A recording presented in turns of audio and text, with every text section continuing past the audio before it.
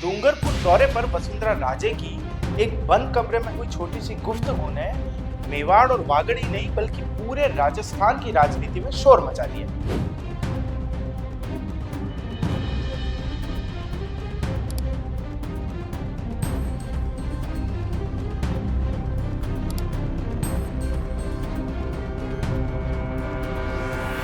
बात उस नेता की थी जिसकी हर हलचल में सत्ता समीकरण हिलाने की ताकत है।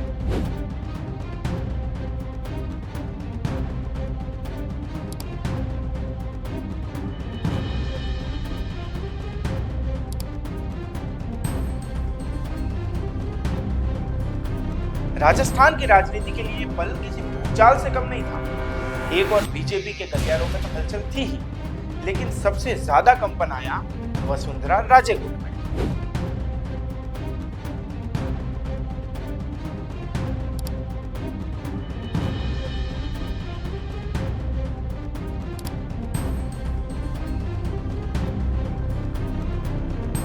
हर मौके पर उन्होंने ये साबित किया कि मैं अभी भी यही हूं और मेरा प्रभाव अब भी कम नहीं हुआ है। नमस्कार, मेरा नाम है कौस्तुभ पंड्या और आप देख रहे हैं बीबीसी राजस्थान।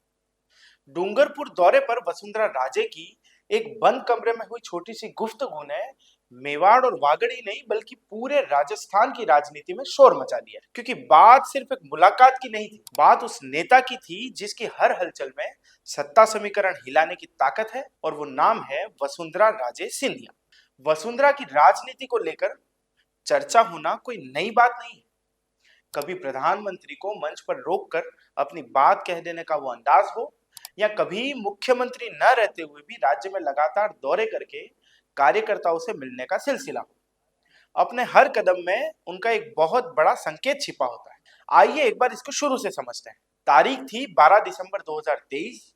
राजस्थान विधानसभा के नतीजे आने के कुछ ही घंटे बाद विधायक दल की बैठक में मंच पर राजनाथ सिंह के पास बैठकर एक पर्ची पढ़ते हुए वसुंधरा राजे ने जो कहा वो सिर्फ एक बयान नहीं था, वो अपने ही भविष्य की पर्ची पढ़ रही थी।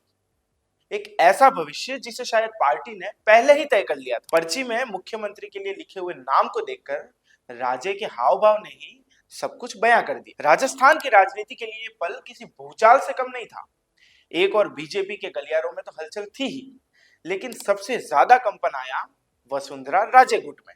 आने वाले महीनों में साफ साफ दिखने लगा कि वसुंधरा राजे को धीरे धीरे साइडलाइन किया जा रहा है। नए चेहरे, नए समीकरण और नए केंद्र। लेकिन एक चीज नहीं बदली, वो थी वसुंधरा की पकड़ और मरुधरा की राजनीति में उनका असर।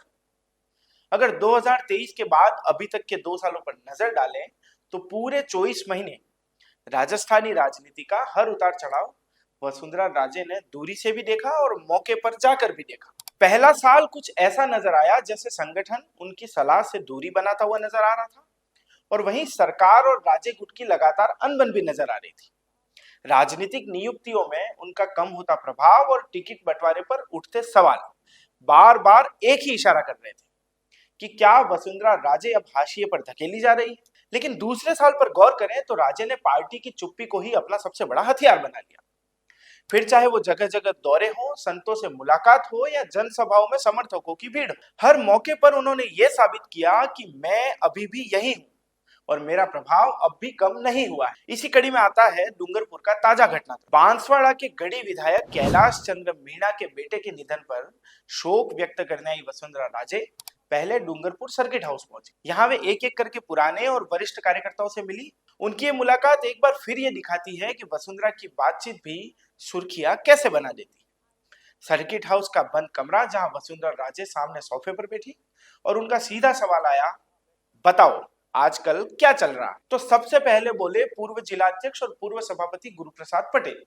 गुरुप्रसाद ने कहा कि मैडम, आजकल अधिकारी सुनते ही नहीं। इन सवालों से स्पष्ट शब्दों में पटेल की नाराजगी जाहिर हो रही थी और उनका सीधा संकेत ये था कि सरकार की प्रशासन पर पकड़ कमजोर होती जा रही।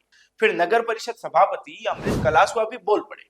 उन्होंने कहा कि डूंगरपुर हर साल स्वच्छता पुरस्कार जीतता है, लेकिन इसका कोई भी बजट नहीं मिलता। इस कारण से वह इक्विपमेंट नहीं खरीद पाते, तो अब काम कैसे बेहतर होगा। सर्किट हाउस का वो कमरा तो बंद था, लेकिन बातें बाहर निकल आई और डूंगरपुर का यह छोटा सा संवाद राजस्थान की बड़ी राजनीति की तस्वीर दिखा गया, जहां एक तरफ कार्यकर्ताओं का असंतोष है और सिस्टम पर सवाल है, वहीं दूसरी तरफ वसुंधरा राजे अभी भी केंद्र में है। डूंगरपुर की यह मुलाकात सिर्फ एक जिला स्तरीय चर्चा नहीं थी, ये वसुंधरा राजे की कमबैक स्ट्रेटेजी की भी एक झलक थी।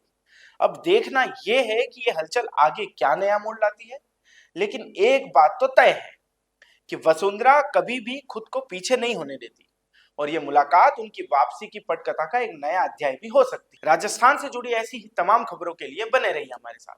बीबीसी राजस्थान, जनता की आवाज, जनता का विश्वास।